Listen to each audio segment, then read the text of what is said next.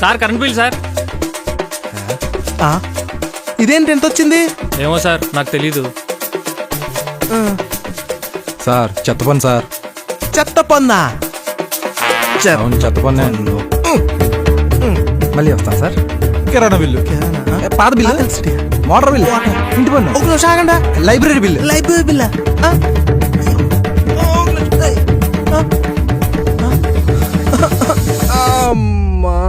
Master తిప్పింది చాలు ఇవ్వు. మళ్ళీ డబ్బులా? ఆస్తి పేపర్లు, పొలం పేపర్లు. అవెందుకు? కొత్తగా చట్టం వచ్చింది తెలీదా? Land titling act. Land titling యాక్టా? ఫ్యాన్ నమ్ముకుంటే ఇదే గతి నీకు. నాకేమైంది? బానే ఉన్నాగా. బానే ఉన్నావా? ఒక్కసారి పైనుంచి కింద దాకా చూసుకో. అమ్మా నా బట్టలు. ఏమైంది? ఇప్పటికైనా మించిపోయింది ఏం లేదు, వచ్చి సైకిల్ ఎక్కు. ఎక్కువ ఆలోచించావనుకో ఆ ఉన్నది కూడా దోచేస్తారు. ఎక్కు. ఫ్యాన్ ని వదిలించుకుందాం, సైకిల్ ని గెలిపించుకుందాం.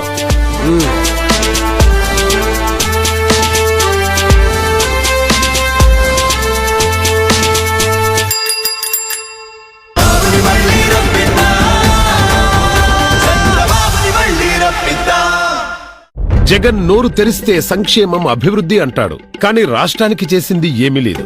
గత 5 ఏళ్ల పాలనలో జగన్ ప్రభుత్వం 13 లక్షల కోట్లకు పైగా అప్పులు చేసింది.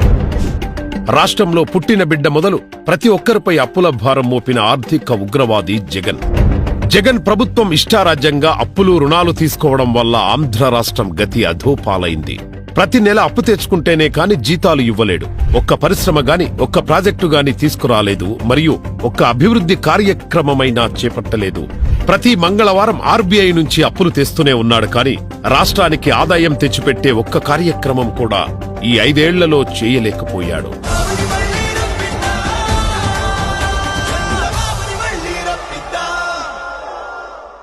మద్య నిషేధం అమలు చేస్తానని మాయమాటలు చెప్పి అధికారంలోకి రాగానే మద్యాన్నే ప్రధాన వనరుగా మార్చుకున్నాడు జగన్ రెడ్డి. జగన్ రెడ్డి మద్యం కాపురాల్లో చిచ్చు పెడుతుంది, మానవ సంబంధాలను ధ్వంసం చేస్తోంది. జగన్ రెడ్డి తన పిచ్చి జే బ్రాండ్లను తాగించి ప్రజారోగ్యాన్ని గుల్ల చేస్తున్నాడు. మద్యం కారణంగా పేదల ఆర్థిక పరిస్థితి దయనీయ స్థితిలోకి జారిపోతోంది. 5 ఏళ్ల పాలనలో మద్యం విక్రయం ద్వారా జగన్ రెడ్డి పిండుకున్నది 1.54 లక్షల కోట్ల రూపాయలు. మొత్తంగా 5 ఏళ్లలో ప్రజలు నష్టపోయిన మొత్తం సంపద విలువ 3.14 లక్షల కోట్ల రూపాయలు. నయవంచన చేసిన జగన్ రెడ్డిని పంపేద్దాం, బాబును మళ్లీ రప్పిద్దాం.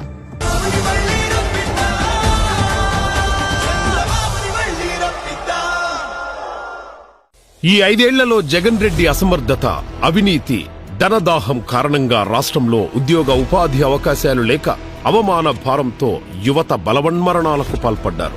సుమారు 1800 మంది యువత ప్రాణాలు బలి తీసుకున్న నరరూప రాక్షసుడు జగన్ రెడ్డి. ప్రతి ఏటా జనవరి 1నే ఇస్తామన్న జాబ్ క్యాలెండర్ లేదు. ప్రతి ఏటా 2 లక్షలకు పైగా ప్రభుత్వ ఉద్యోగాలని లక్షలాది మంది యువతను మోసం చేశాడు. పీరియాడిక్ లేబర్ ఫోర్స్ సర్వే ప్రకారం నిరుద్యోగ రేటులో దేశంలోనే మన రాష్ట్రాన్ని అగ్రస్థానంలో నిలబెట్టాడు జగన్. ఏపీలో నిరుద్యోగ రేటు 24% ఉంటే తెలంగాణలో 16.6%, తమిళనాడులో 16.3%, కేరళలో 19.8%, బీహార్లో 16.6% ఉంది. అనంతపురం జిల్లాకు చెందిన శ్రీకాంత్ అనే నిరుద్యోగి ఉద్యోగం రాలేదని మనస్తాపంతో ఆత్మహత్య చేసుకున్న విషాద ఘటన అందరికీ తెలిసిందే. నిరుద్యోగుల ఆత్మహత్యలకు కారణమైన జగన్ను ఇంటికి పంపిద్దాం, బాబును మళ్లీ రప్పిద్దాం. ప్రభుత్వ భూములైన ప్రైవేటు భూములైన పేదోడి అరికాలి కింద అడుగు స్థలమైన వైసీపీ నేతల కన్ను పడితే కైవసం కావాల్సిందే. 12,731 ఎకరాలు, 1,426 కోట్ల విలువైన భూమిని కేవలం 167 కోట్ల రూపాయలతో పట్టేసి సామాన్య రైతుల్ని విజయవంతంగా బురిడి కొట్టించిన జగన్ వాన్పిక్ గారడి అందరికీ తెలిసిందే. కాబట్టి బాబును మళ్లీ రప్పిద్దాం.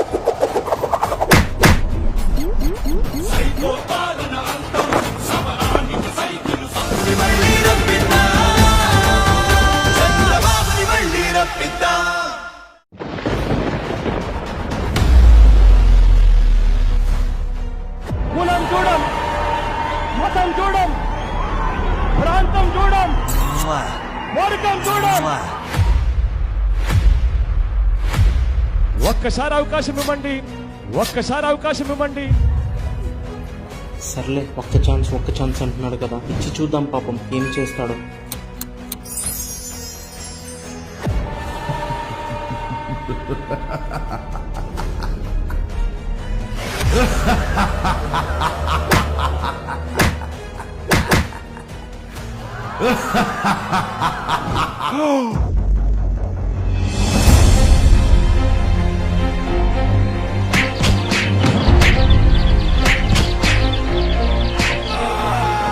ఈ సైకో వల్ల మన బతుకులు ఛిద్రమైపోయాయి. మన బతుకులు మారాలంటే మళ్ళీ చంద్రబాబు గారు రావాల్సిందే.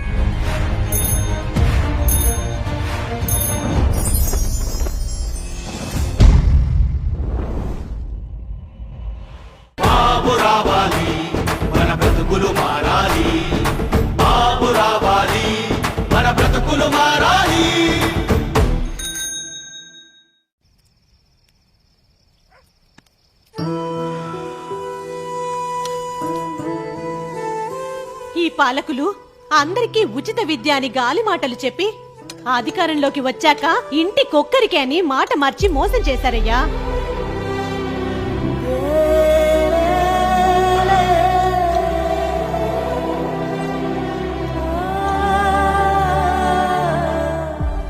దేవుడా, స్తోమత ఉంటే ఇద్దరు పిల్లల్ని చదివించాలనుంది.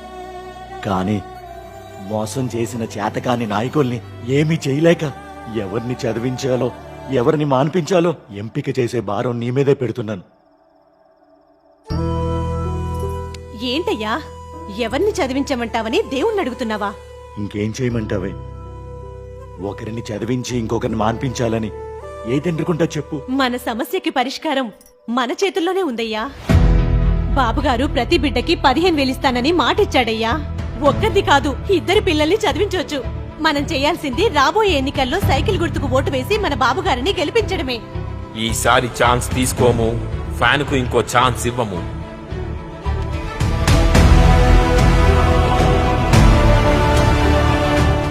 ఒక్క ఛాన్స్ అని గాలి మాటలు చెప్పి నెగ్గిన వారిని